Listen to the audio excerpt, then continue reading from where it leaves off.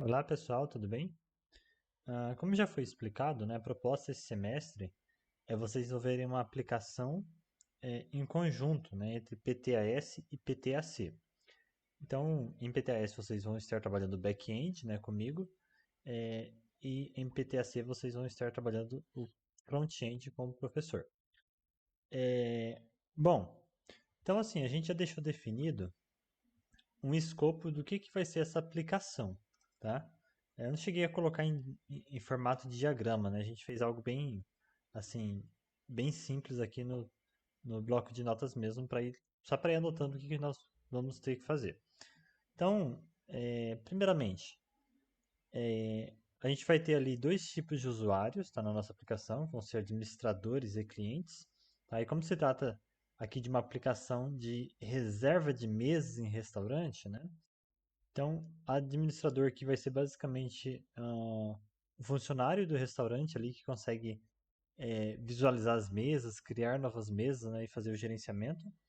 E né, os clientes é aquela pessoa, né, o usuário ali que quer fazer uma reserva de uma mesa e quer poder visualizar suas reservas. Tá? Então aqui a gente definiu as funcionalidades que cada ator no sistema vai ter, né? No caso, o administrador, né? Ele só cadastra a mesa e consegue visualizar as reservas. Enquanto que o cliente ou o usuário, a ideia é que ele consiga visualizar mesas, né, reservar mesas, cancelar reservas, né, além daquelas operações que são relacionadas ao seu cadastro e login, né? Então, o cliente ele pode se cadastrar no sistema, né, ele pode visualizar e editar seu perfil, certo? Então, é uma aplicação simples, né? Ela conta aqui com cadastro, autenticação e a questão das reservas de mesas, beleza? Nós já definimos aqui certinho como que serão os models, né? Seria legal ter feito um diagrama de classes também, né? Mas para agilizar, a gente só colocou aqui quais serão os models no sistema e quais atributos eles terão. Então a gente vai ter três models aí: usuário, reserva e mesa, né? Então essa parte aqui de usuário eu vou desenvolver em conjunto com vocês, até para eu conseguir trabalhar a questão de autenticação. Né? A autenticação é uma parte um pouquinho mais complicada, então eu vou explicando e já vou deixar pronta a parte de autenticação para vocês. Tá? Aí vocês vão acompanhando as aulas, né? Até o final ali, a gente ter aquela estrutura mínima de autenticação. E a partir daí vocês vão começar a desenvolver por conta, né, as funcionalidades referentes à reserva das mesas. Tá? Então essa parte a gente vai fazer juntos.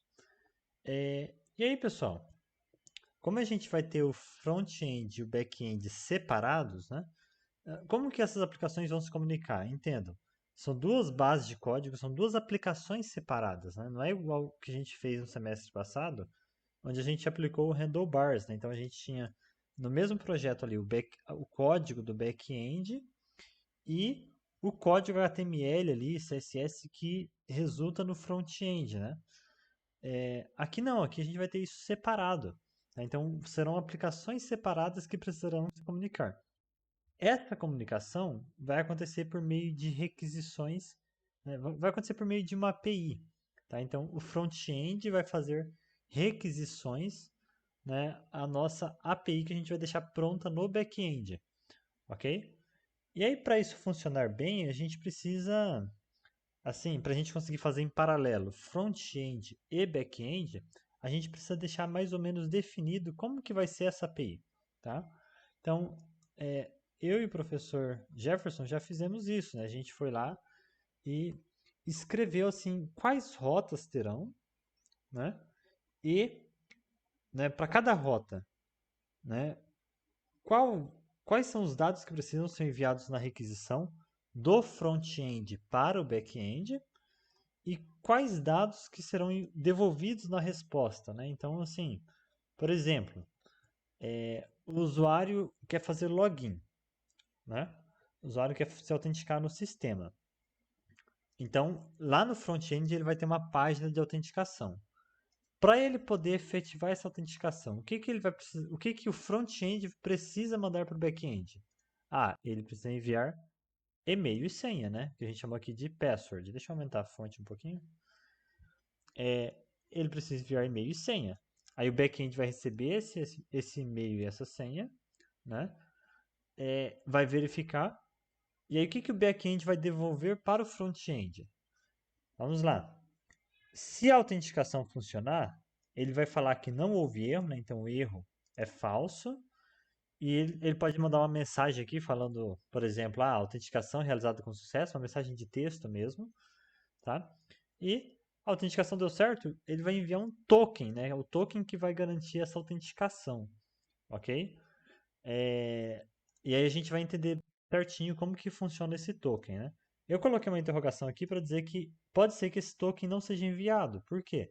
Se a autenticação der errado, né, erro vai ser igual a false, né? Aí a mensagem que a gente pode customizar, né? Tipo, usuário ou senha incorretos. E aí não vai ter token para ser enviado, né? O token só vai ser enviado em caso de sucesso, tá? Então isso aqui é só um exemplo de como que a gente vai ler essa... como a gente vai entender essa especificação dessa API, tudo bem? Existe meios mais formais de escrever uma API, só que aí nossa carga horária aqui da disciplina, ela não comportaria, né, a gente entrar em tantos detalhes. Então a gente fez de forma mais simplificada aqui no TXT, que especifica rota, tipo de requisição, né, e o que vem na requisição e o que é devolvido na resposta. Beleza? Mas aí, né, conforme a gente for implementando essas rotas aqui de autenticação, vocês vão entender bem como isso funciona e aí vocês vão conseguir aplicar nas rotas seguintes, né? Então, com vocês, eu vou implementar as rotas relativas a cadastro, autenticação e o gerenciamento do perfil do usuário, tá? Então, isso daqui eu vou trabalhar com vocês completo, tá? E aí, as rotas seguintes para reservas e mesas, aí vocês vão fazer por conta própria. Mas, então, vamos deixar de lado um pouco essa questão da API, porque a gente precisa iniciar o nosso projeto, tá? Então, eu já deixei uma pasta pronta aqui, eu vou começar do zero e vocês podem ir me acompanhando vídeo a vídeo que a gente vai estar avançando nessa aplicação. Lembrando, eu vou trabalhar somente back-end, tá? E como que a gente vai testar sem ter um front-end a princípio? A gente tem uma ferramenta para fazer isso e eu vou mostrar mais para frente para você em vídeos posteriores. Então aqui, vou fazer o seguinte, né? Vou abrir o terminal, né? Provavelmente muitos de vocês já vão ter feito isso, né? Acompanhando as aulas presenciais, né? Mas eu vou pegar aqui e fazer do zero, porque aí, se alguém perdeu, se alguém não conseguiu acompanhar por problemas técnicos, né? Já consegue colocar em dia esse conteúdo, esse projeto, tudo bem? Então, o de sempre, né? A gente precisa inicializar nosso projeto. Então, como que a gente faz isso? A gente dá um npm init -y, né? Então, vamos lá. Criou aqui pra gente nosso package.json, né? E, o nosso e agora a gente já pode entender isso como um projeto Node. Deixa eu aumentar a fonte aqui também, para ficar bem visível para vocês. Agora, o que eu preciso aqui, pessoal? De mínimo, né? Eu preciso instalar o Prisma, que vai ser o nosso framework ORM este semestre. Então, vou colocar aqui, ó, npm install Prisma e vou colocar flag save aqui, né? O Prisma é um pacote um pouco grande, então a gente utilizar o save faz com que ele economize banda, né? Economize internet e vá mais rápido na próxima utilização. Ok. Então, instalamos o Prisma. Tá? Vou limpando o terminal aqui para a gente conseguir visualizar com mais facilidade. Então, a gente instalou o Prisma, né? Ele adicionou aqui no package.json, como vocês já estão acostumados. Ele criou a pasta Node Modules e criou aqui, né, colocou os arquivos das dependências. E vamos lá. Então, antes de a gente começar a programar qualquer coisa, uma vez que a gente vai utilizar o Prisma, a gente precisa mandar ele inicializar. Então, a gente tem o npx prisma init, ok? Então, a gente instala o Prisma e depois a gente manda ele inicializar. Então, ele vai criar algumas coisas aqui no nosso projeto, né? Então, ele já traz aqui para a gente o arquivo env, né? Para as variáveis de ambiente. Ele já traz o git ignore, tá? O git ignore aqui, ó, certinho, né? Pessoal, quem não quiser ficar perdendo o arquivo env, tá? Eu vou falar o seguinte, ó, vocês podem tirar aqui o env do git ignore, porque aí quando vocês sincronizarem com o GitHub, o env vai junto, tá? Então, ok, pode fazer isso para facilitar, já que vocês, talvez, muitos de vocês, né, vão estar ali, às vezes programando as coisas em casa, às vezes no laboratório. Mas assim, pessoal, sempre lembrando que não é o correto, tá? E, assim, se você estiver desenvolvendo uma aplicação de verdade ali, né, para valer, o certo é você não enviar um env para o GitHub, porque, né, você vai estar expondo ali variáveis de ambiente, a senha de banco de dados e tudo mais, tá? Eu vou manter aqui o meu .env no gitignore, ok? É... Aqui no env, lembrando, a gente não vai utilizar um banco de dados convencional para facilitar, né? Assim, considerando que a gente tem muito problema aí com com os softwares instalados nos laboratórios, a gente optou por utilizar o SQLite, que né, é um banco de dados interno aqui na aplicação que não depende de serviços externos. Então, eu vou colocar aqui só file ponto barra, vou chamar de banco DB, tá? Mas você pode chamar o seu banco aí de qualquer coisa, tá? Então, em vez de utilizar um banco de dados externo ali, né? O serviço, eu vou utilizar um banco de dados local. Vai ficar interno aqui na minha aplicação. E aí eu alterei aqui a URL, né? E também preciso abrir aqui, ó, Prisma, schema.prisma, né? Deixa eu tirar o terminal aqui por enquanto. E eu vou falar que o meu provider, né, o banco que eu vou utilizar, não é o Postgres, é o SQLite, beleza? Ok. Agora, né, eu já fiz aquela configuraçãozinha inicial, né? Eu já estou aqui, né, apto a criar um model, criar uma classe, ok? Em aula eu fiz algo mais simples, né? Só para a gente testar, aqui eu acho que eu vou fazer algo um pouquinho mais completo, já pensando no nosso model de verdade, né? Que a gente vai estar utilizando. Então, só puxar aqui, né? Eu vou criar o model usuário, tá? Então vamos criar esse model. Ele tem ID, nome, e-mail, senha e tipo, tá? Então, vamos lá. Como que a gente cria um model aqui? A gente coloca aqui, ó, model, o nome dele, né, então vai ser usuário mesmo, tá? Lembrando, o usuário pode ser o cliente ou pode ser o administrador, né? Então a gente vai valer para os dois, né? Então vai ter um ID do tipo int, a gente marca aqui que isso é o ID e marca aqui, né, para ele ser auto increment, beleza? O que mais? A gente vai ter o nome desse usuário, né? Que é uma string. Teremos o e-mail, que também é string, só que aqui eu vou colocar ó, como unique, tá? Então isso vai forçar o nosso framework Prisma, né? A sempre verificar. Não, tô cadastrando um usuário novo, ele vai garantir que aquele e-mail não existe, né? Então que o e-mail seja único.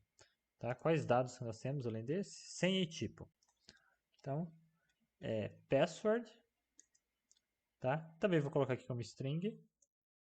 E tipo também vai entrar como string, né? A gente poderia usar aqui algo mais como um enum, mas vou simplificar aqui escrevendo realmente tipo cliente ou administrador, né? Ou ADM, beleza?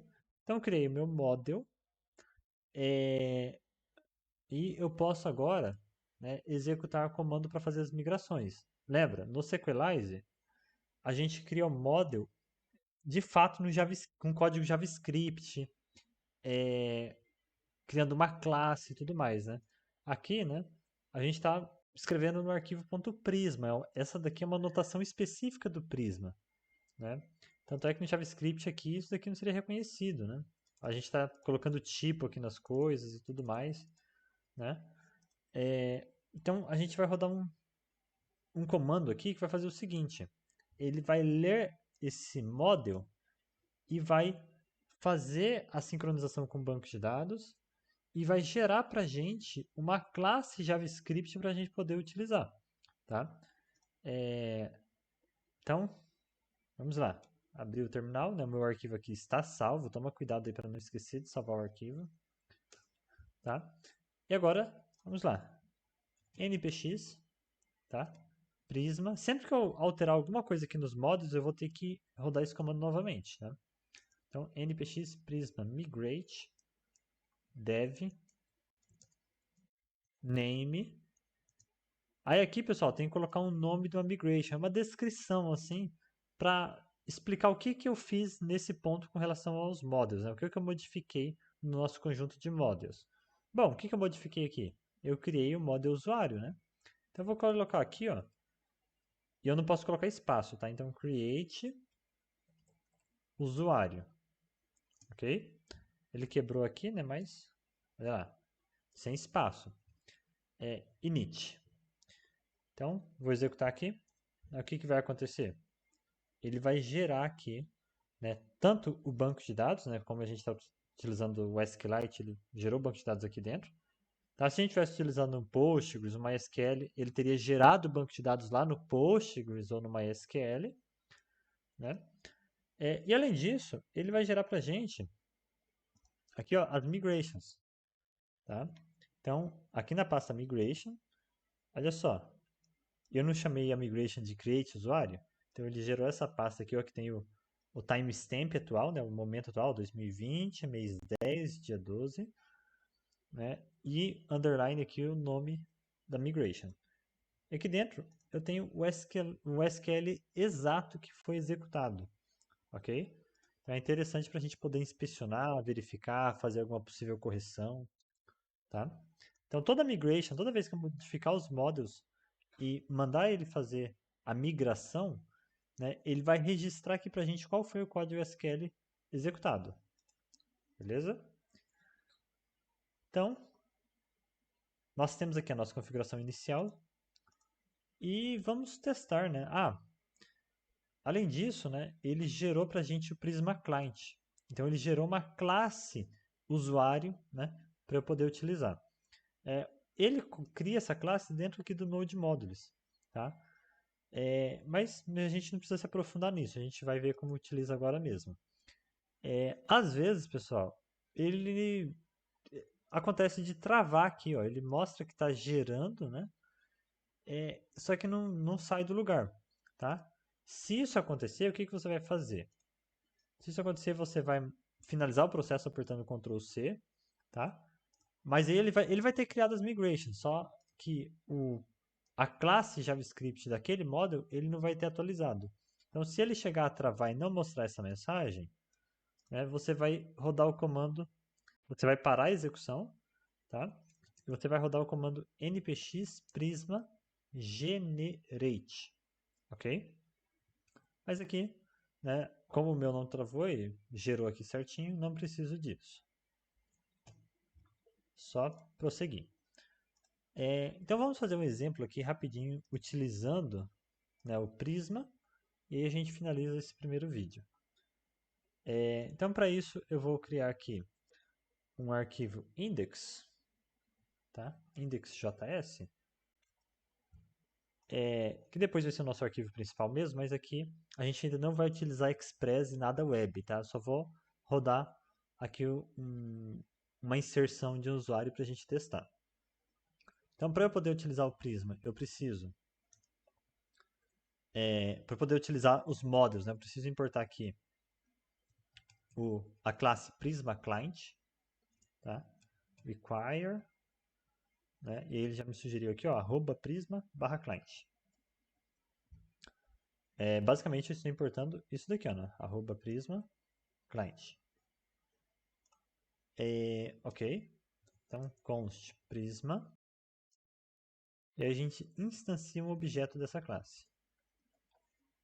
Tá? Então, agora a gente já consegue executar operações do banco de dados utilizando esse cara aqui. Tudo bem? Então, vamos lá. Então, eu vou criar aqui uma função que vai, quando eu chamar ela, ela vai criar um usuário e vai trazer também para a gente usuários já cadastrados.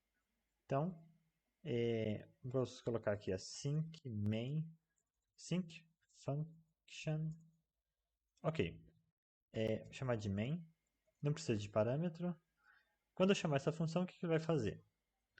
Ele vai criar vamos chamar aqui deixa eu chamar de usuário, vai criar um usuário, né, utilizando Prisma, nosso objeto ali, né, que a gente acabou de instanciar, ponto usuário, né? Por que existe usuário? Porque quando a gente mandou ele fazer a migração, ele gerou, né, esse cara aqui, que é o que ele chama de Prisma Client, né, um cliente, né? Então, esse objeto eu vou utilizar para executar operações do CRUD em cima, em cima dessa tabela que foi criada, tá? Se eu criar outras tabelas, outros módulos, eu vou ter, né, prisma.nome de qualquer outro módulo que venha a ser criado. Tá? Aqui no caso é o usuário. Ponto, eu quero criar, então create. E aí eu coloco aqui, ó, dados, né, os dados para essa criação desse novo usuário. Eu preciso levar em conta o meu modo usuário tem, né? Ele tem ID, mas o ID é auto-increment, não preciso especificar. Mas ele também tem nome, então vamos lá. Vou colocar aqui, ó, João. Vamos colocar o e-mail. joão@example.com. Vamos colocar uma senha. Senha. João é muito esperto, então João utiliza uma senha super difícil, tá? Bom, se bem que se eu colocar uma senha tão difícil, depois eu vou precisar escrever e vai ficar difícil. Então, vamos colocar algo mais simples. Vamos colocar aqui, ó, senha 123. Pronto, João não é mais esperto. Ok, e aí a gente tem o tipo, né? Então vamos supor que a gente está criando um tipo cliente mesmo, né? Lembra, a gente tem aqui na especificação, aqui o tipo vai ser cliente ou ADM. Então a gente está criando um cliente ali do restaurante, né? Ok, então a gente vai criar o usuário. E depois que a gente criar esse usuário, a gente pode dar um console.log aqui para ver se, né, se recebeu um ID, se deu tudo certo, tá?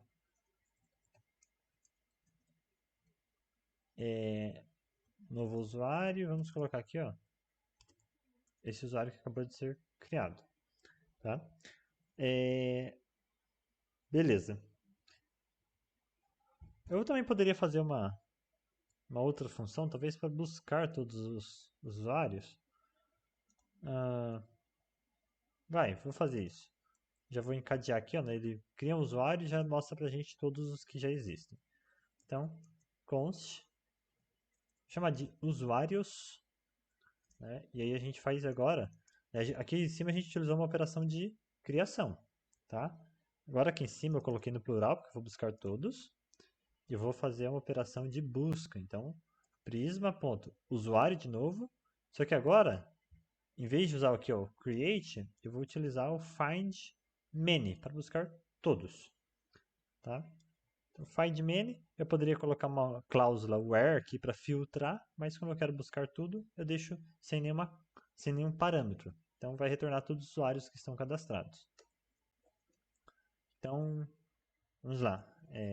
Console.log, né? Usuários.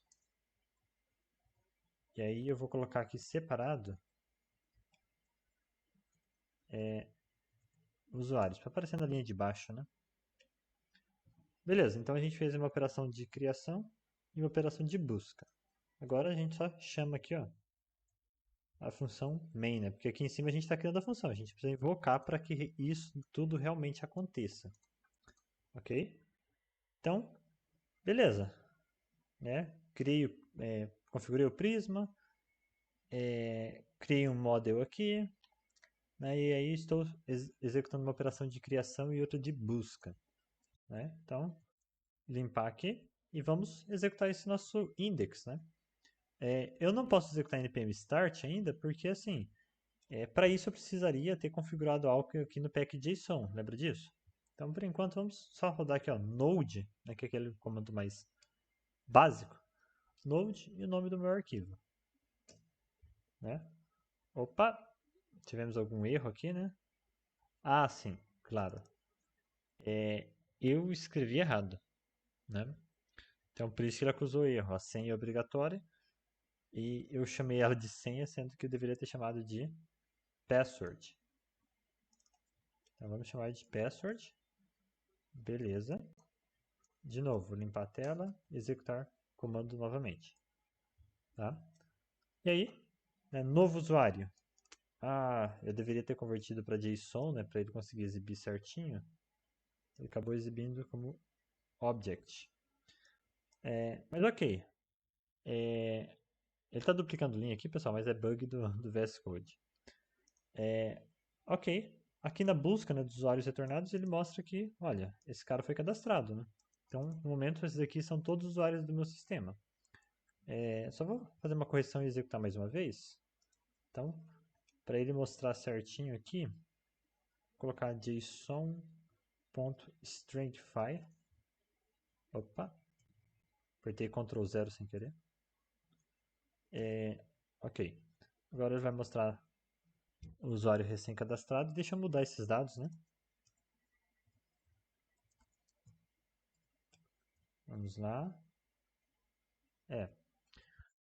Então mudei o usuário ali, porque como eu coloquei aquela cláusula, né, que não posso ter e-mails repetidos, se eu tentasse rodar de novo ia dar erro. Né? Então, vamos lá, mais uma vez. Deixa eu esticar aqui. Né? Ó, dessa vez, nessa segunda execução, cadastrou a Maria, né? Então, ID2, Maria, pá. E todos os usuários do sistema, né, estão aqui também. Beleza? Então a gente já consegue visualizar que nossa, nosso banco de dados aqui está funcionando certinho. Ok? Para fechar, né, já está ficando um pouco extenso. Para fechar, eu vou dar um git aqui, commit, para ficar certinho, né? Então, o que eu vou querer que fique aqui no git ignore, pessoal? Bom, acho que banco de dados, banco de dados não precisa ir pro GitHub, né? Porque aí, quando a gente mudar de uma plataforma para outra, a gente vai ter que rodar aqueles comandos para ele gerar tudo de novo, tá? É o ideal. Então eu vou colocar no git ignore aqui, ó, prisma barra banco db. As migrations eu também não quero que ele envie, tá? Porque é aquilo, os módulos estão definidos aqui, sempre que eu quiser gerar as migrations, sincronizar com o banco, eu rodo aquele comando lá, né, do npx prisma migrate, que ele vai gerar tudo isso para nós. Tá? Tudo isso que é gerado de forma mais automatizada por comandos, a gente costuma não ficar enviando para o Git e versionando. Tá? Então, vou colocar aqui também prisma barra migrations. Ok? Porque isso tudo aqui é gerado por meio de comandos, né? Não precisa fazer esse versionamento. Então, vamos lá. Clear. Vou dar aquele... Vocês estão acostumados mais a utilizar o GitHub Desktop, né? Mas eu uso por terminal. Então, git init para inicializar. Então, agora, aqui começa a ser entendido como um projeto Git. Né? Git add ponto para a gente adicionar todas as alterações na lista para executar o commit. Né? Ele dá alguns warnings aqui com relação à questão de final de linha, né? Mas tá tudo certo. Aí eu quero ver se está tudo adicionado certinho para ser commitado, vou dar um git status. Então, quando der um git commit, o que vai ser adicionado ao commit? Meu git ignore, meu index, os packets, né? E o prisma.schema, que é, né, super importante aí para o nosso código, ele que está definindo os modules. Beleza? Então, por fim, como está tudo certo, né? Então eu vou dar um git commit -m projeto configurado com o Prisma. Beleza. Então, olha lá, tudo sumiu aqui naquelas marcações. Então agora nosso projeto está devidamente versionado, né? Claro que para mandar para o GitHub eu teria mais alguns comandos aqui. Só para verificar, o git log, né? Eu consigo visualizar que foi realizado esse commit aqui com esse nome e ok. Então é isso, pessoal. Aí no próximo vídeo a gente dá sequência aí, organizando melhor o projeto e adicionando o Express. Beleza? Então, falou!